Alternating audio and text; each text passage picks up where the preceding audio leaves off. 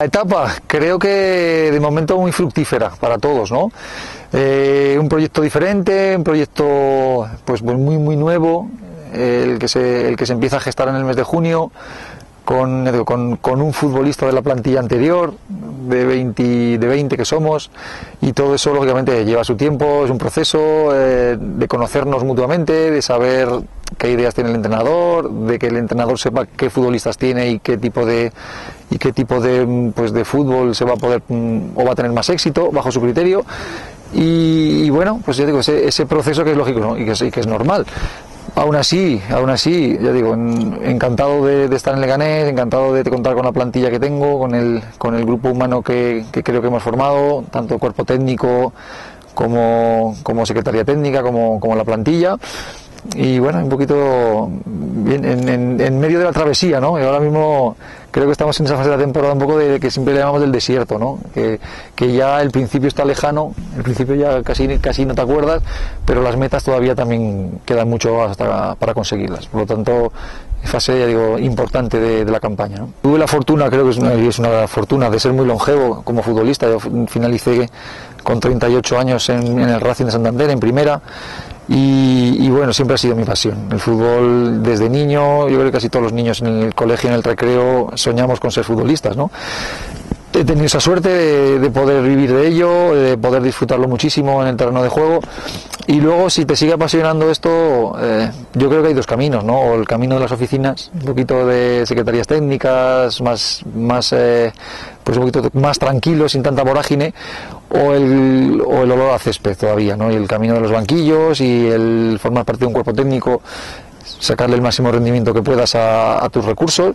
Y yo creo que soy muy joven todavía y el león que llevamos dentro todavía tiene que rugir mucho. Esto hay muchísima filosofía y teorías, ¿no? Yo creo que un entrenador, una de las partes más importantes que debe de manejar, aparte por ejemplo de la gestión del grupo, es sobre todo el saber las posibilidades que tienes, el adaptarte a la realidad, a tu realidad. A todos nos encanta el fútbol de posesión, a todos nos encanta ver jugar a la selección española, ver jugar al Barcelona, ver jugar a los grandes. ¿Por qué? Porque gracias a Dios ellos tienen tantísimo potencial económico, social y de todo tipo como para aspirar a tener una filosofía y una idea y llevarla a la práctica, ¿no? Casi todos los demás somos más modestos, somos más humildes, tenemos unas posibilidades y a eso sí que le tienes que exprimir lo máximo. A eso yo creo que es la gran virtud de un entrenador, ¿no? El Leganés de este año, por ejemplo, después un poquito de hablar de generalidades, nosotros este año somos un equipo mucho más humilde económicamente que los leganeses de años anteriores. Me parece que el año pasado se ha reducido el presupuesto más de la mitad. Y entonces quieres competir, sabes que tus posibilidades a lo mejor no son esas, pero quieres en ambición. Yo sí que soy de la idea de que no nos puede ganar nadie, ¿no? A partir de ahí, pues intentar generar un buen equipo, tener un muy buen vestuario, buen grupo, que las ausencias se noten lo menos posible y competir muy bien. Y yo creo que el Leganés este año ese sello lo tenemos, ¿no? Es un equipo muy competido, un equipo muy intenso, un equipo que además de todo eso no está reñido con jugar al fútbol y con marcar goles. Me parece que ahora mismo, pues junto con el Tenerife, somos el equipo más goleador de la categoría, y todo eso al final conseguir que cuando acabe los partidos en Butarque pues la gente esté contenta de su equipo, esté satisfecha y esa ovación que de momento nos van devolviendo siempre pues sea de corazón, ¿no? Y al final yo creo que eso es para eso estamos aquí, ¿no? Para hacer disfrutar a los que vienen a vernos. Yo creo que una de las virtudes de un entrenador, por la carrera tan peculiar que tenemos, es el ser capaz de elegir bien y ser capaz muchas veces de decir que no. Y ser capaz de involucrarte en proyectos pues que sean serios y que tengan futuro. Eso es lo ideal. Es muy complicado, es muy difícil. Perdona que está ahí. Es que si no me va con el micrófono. Es muy difícil porque muchas veces no eliges tú. Hay momentos, hay exfutbolistas que les llega esa oportunidad casi de primeras y la saben aprovechar muy bien. Y hay muchos casos, Guardiola, Pochettino, más gente que además han sido compañeros casi míos en cursos. Hay futbolistas que esperan esa oportunidad y no quieren, digamos, remangarse un poquito más abajo y no les llega jamás. Y hay otros que a lo mejor pues optan por un escalón un poco más pequeñito para ir formándose y llegar arriba. muchas veces no lo puedes decidir tú. Yo digo, por ejemplo, en mi caso en concreto, el año pasado pues estuve sin equipo y tuve una posibilidad de haber ido además a un equipo de primera división, como fue el Racing de Santander, que bueno, que al final el club se decantó por otra opción. Y bueno, era una situación muy complicada, un Racing en los últimos puestos de clasificatorios, pero claro, uno se plantea ahí si esto no vuelve a venir nunca más. Por eso muchas veces los trenes, digo, si tienes la suficiente cabeza fría y esa capacidad y esa suerte de poder elegir, ya dependes más de ti. Si no, pues muchas veces estás o te involucras en proyectos que no sabes cómo van a terminar, pero que la ilusión es máxima. Con 18 años, un poco de carrera de futbolista profesional, yo creo que tienes la fortuna de tener muchos entrenadores diferentes y muchos estilos diferentes. Entonces luego ya aprendes mucho lo que no te gustaría hacer y luego lo que sí que te atrae más, ¿no? Lógicamente, y lo que crees que es más beneficioso. Pues sí, es que fíjate, desde mi debut, por ejemplo, con Radomir Antic, al cual le guardo siempre ese afecto especial por ser el primero que confió en mí, hasta Víctor Fernández, hasta Johan Cruyff, que tú has nombrado, Javo Irureta, Manolo Preciado, Joaquín Caparrós, muchos años, Juan de... Son muchos y muy diferentes. Entonces, yo no soy de ese típico que dice, no, es que es de la escuela tal, es de la escuela cual. Yo he ido a público, privado y concertado. Entonces, tengo bastantes escuelas y al final te marcan, hay facetas de alguien que te marcan más que de otros, ¿no? Pero yo intento quedarme con muchas cosas de los muy buenos entrenadores que he tenido, porque es verdad, y que a lo mejor en un entorno funcionan y en otro no, o que a lo mejor con un grupo de jugadores puedes aplicar o con otro no, y ahí en esa versatilidad creo yo que un poquito puede estar el éxito, ¿no? Hay una evolución muy clara y además a mejor. Yo soy de los que piensan siempre los deportes casi siempre evolucionan a mejor. Las condiciones en los aspectos físicos, técnicos, tácticos, psicológicos, la evolución es... yo te diría que el fútbol de los 90, el fútbol de principio de siglo, es también una evolución del anterior, ¿no? Está dentro de un poquito de esa cadena evolutiva y... en estos momentos, para mí hay dos factores muy importantes, tres. Uno, lógicamente, la evolución y los cambios en el reglamento. Se penaliza ahora de forma muy distinta hace unos años. Dos, los medios de comunicación, la televisión sobre todo, que antes todo era menos visible, había muchas menos cámaras, la atención de los partidos era prácticamente un resumen en el Estudio Estadio con 3 goles y se acabó.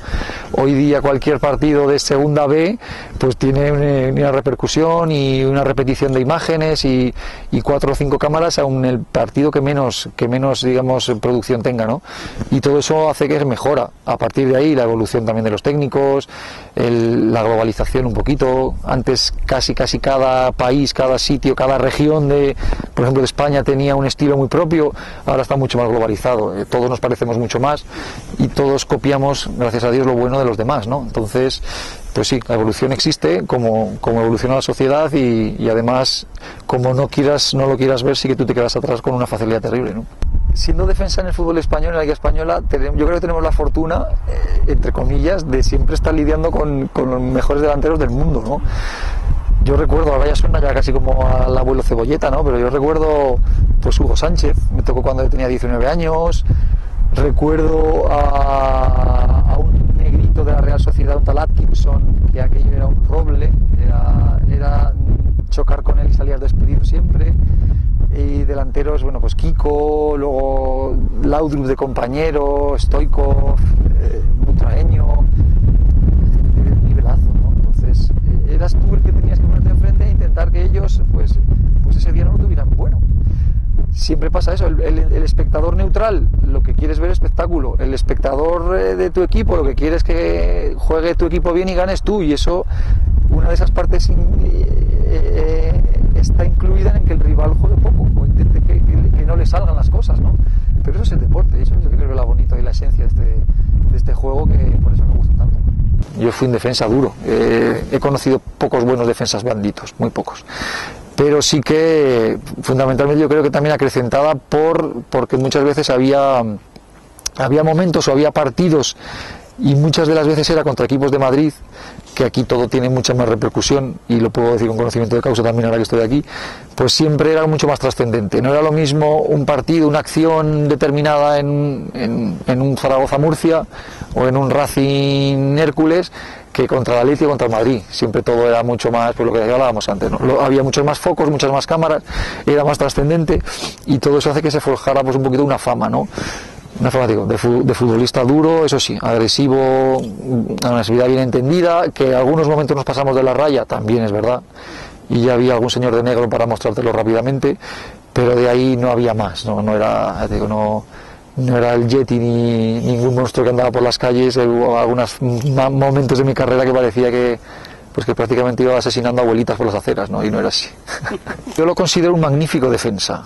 Tiene casi todas las cualidades que debe tener un gran defensa en un equipo grande como es el Real Madrid, en donde todavía es más difícil, porque hay muchos más espacios, porque el equipo tiene una tendencia natural a irse hacia arriba y los hombres de atrás muchas veces quedan en inferioridad, y eso lo maneja muy bien. Bien es cierto que, yo no sé, los abogados muchas veces lo llaman como enajenación transitoria, ¿no? Hay momentos en los que, para mí, sobre todo, fundamentalmente, cuando la exigencia psicológica es de 100%. Porque un equipo grande está acostumbrado muchísimos minutos de los partidos, o casi el 80% de las acciones, a que no son tan trascendentes. ¿Por qué? Porque luego tienes tantísimo potencial arriba, que errores atrás luego se solapan muy rápido, eres capaz de contrarrestarlos, ¿no?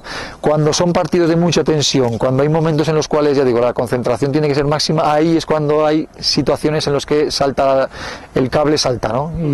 Y cuando mejore eso, que imagino que con el tiempo lo irá mejorando, cuando vas cumpliendo años, te vas un poquito apaciguando, entre comillas, ¿no? Vas siendo más consecuente, pues todavía va a ser mejor, ¿no? Yo soy de la idea de que el árbitro o el juez debe de respetar a los 22 personas que están en el campo.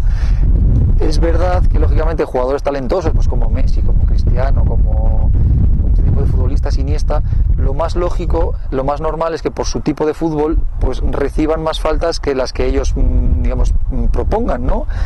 Es lógico. Es lógico que un defensa que tiene que obviamente cuidar más su portería y su misión, entre comillas, sea que el rival haga el menos daño posible, pues esté más cerca de esa línea de cometer infracciones. Es lógico. Si el defensa se pasa de la raya, hay que castigarlo. Pero si el talentoso, hay momentos en los que también pierde la noción de la realidad, pues también hay que castigarlo. Matizado se sigue haciendo, no posiblemente en todas las áreas del campo, pero sí que hay aspectos. Por ejemplo, hoy entrenando con el bloque defensivo hemos hecho un trabajo dentro del área. Dentro del área no puede haber marcaje en zona. Dentro del área, a 3 metros de la portería, 4 o 5, las marcas tienen que ser no hombre a hombre, sino estrechísimas, ¿no? Porque allí centímetros hay la diferencia entre el éxito y el fracaso. Hay situaciones, hay balón parado en el cual se marca al hombre, pero sí es cierto que eso de ver a un lateral derecho viéndose a la otra banda, siguiendo a un hombre, ahora mismo lo vemos y primero chirría, y luego los mismos espectadores dicen, joder, esto ya no se lleva, ¿no? Esto es muy antiguo.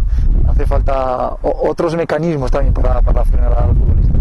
Pues lo viví muy intensamente, es uno de los mejores recuerdos que tienes como futbolista. Y además yo creo que fundamentalmente por una razón, y es porque cuando tú llegas a un club y más o menos tu situación personal se equipara con la del equipo, y puedes seguir, digamos, esa trayectoria casi a la par, es una plenitud mucho más grande, ¿no? Cuando tú llegas a un equipo que a lo mejor el equipo está por encima de tus posibilidades, digamos, los caminos enseguida se separan. O viceversa, cuando tú eres un futbolista que llevas una progresión magnífica y tu equipo no tanto, al final te acaban traspasando siempre.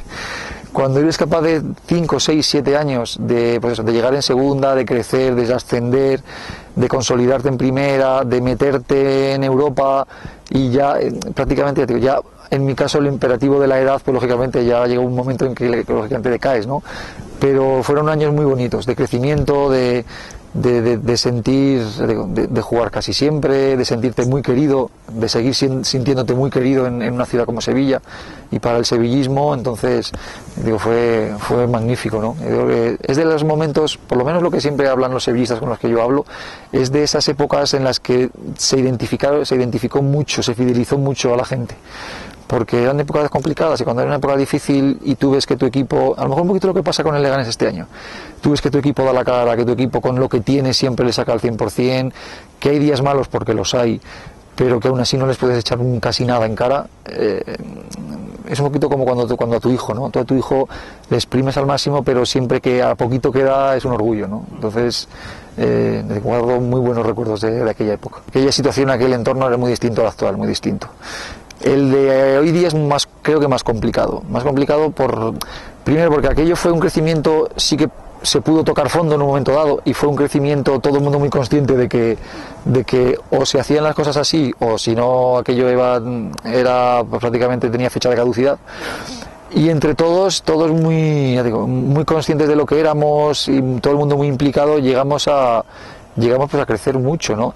Ese crecimiento se tradujo pues eso, en parabienes para todos, en halagos, en consecución, en trabajo muy bien hecho, en consecución de títulos para un equipo que no es grande, entre los dos grandes del club de España, y eso tiene muchísimo mérito.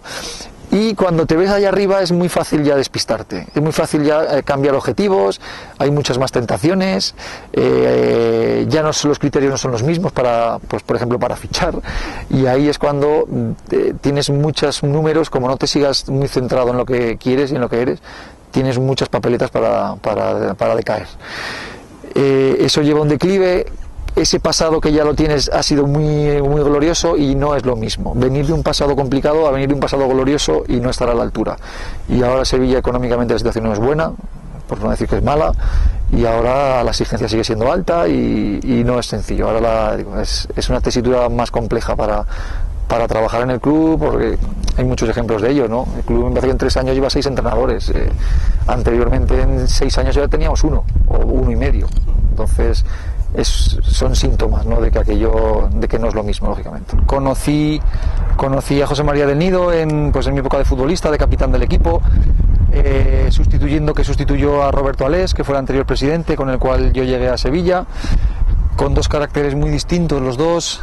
Roberto era una persona más mayor, más pausada, un talante distinto, y José María pues un presidente mucho más vehemente, mucho más joven, más racial, cada uno con su estilo diferente. Bien es cierto que los primeros años de mandato fueron espectaculares a nivel económico, a nivel de éxitos deportivos, a nivel de consecución de títulos, que ya te digo que ese equipo maravilloso.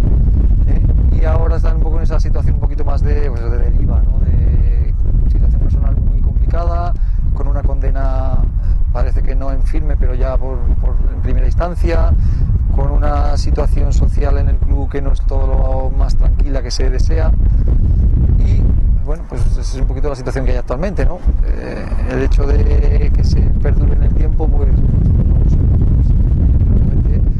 el fútbol son socios, son sentimientos, pero también es una SAD, y en una SAD mandan los accionistas. Yo soy de la idea de que los grupos de animación, sobre todo la hinchada joven de los clubs, forma parte vital. Yo no entendería este deporte sin esos grupos que son muchas veces el alma de un estadio, ¿no? Que se desplazan con el equipo, que están a las duras y a las maduras, y que ya digo, muchas veces son el motor del resto de público, que para que todo el mundo pues haya partidos en los que parece que ese factor número del jugador número 12 pues influye más o menos.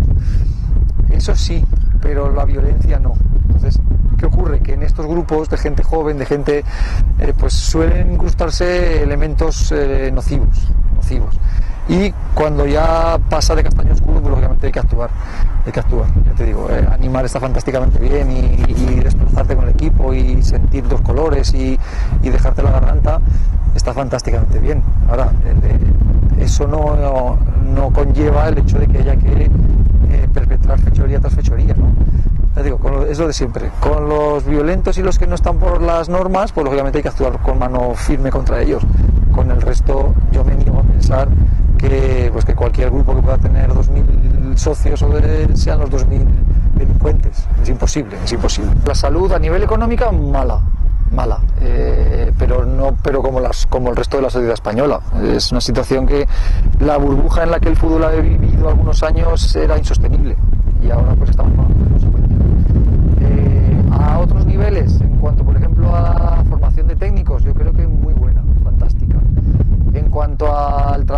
cantera que muchas veces está asociado a falta de recursos, pues yo creo que se está trabajando bastante bien.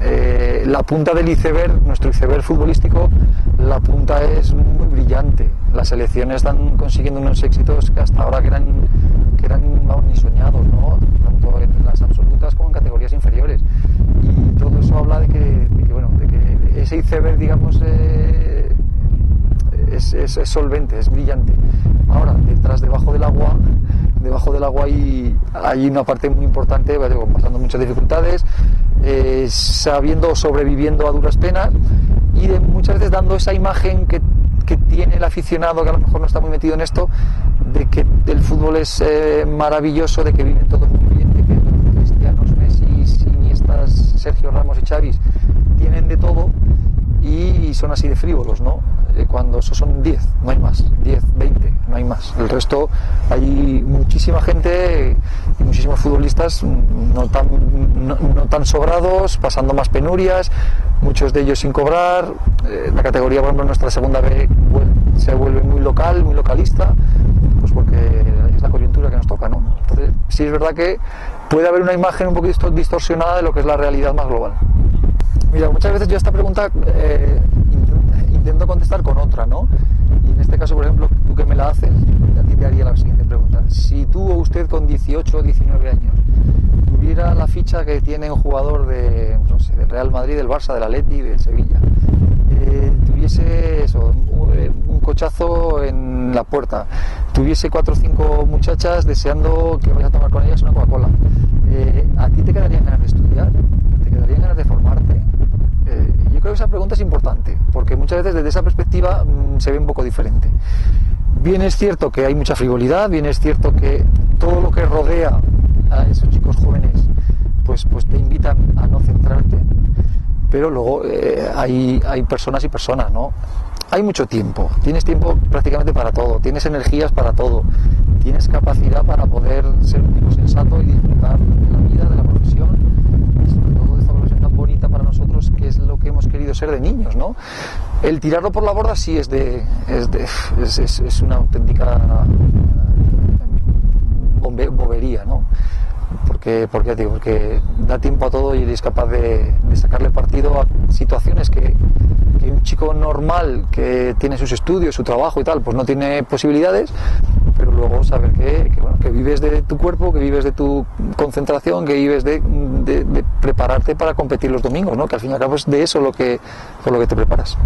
Pues mira, yo, un poco desde el punto de vista un poco globalizador, a mí me parece muy bien, pero sea indio, ruso, de Fuenlabrada o de Móstoles, o sea, si un empresario, una persona que tiene esa inquietud y ese poderío económico quiere hacerlo, yo creo que siempre que redunde en beneficio es positivo.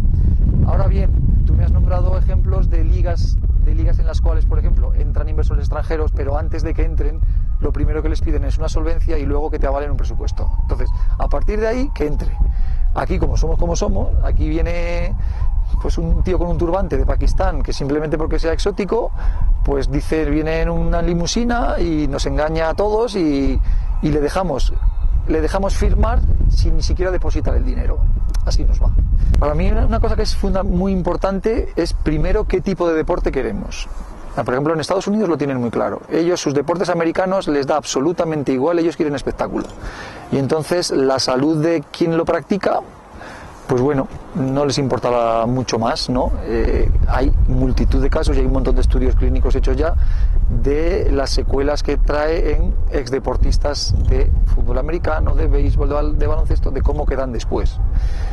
A la sociedad americana le da igual.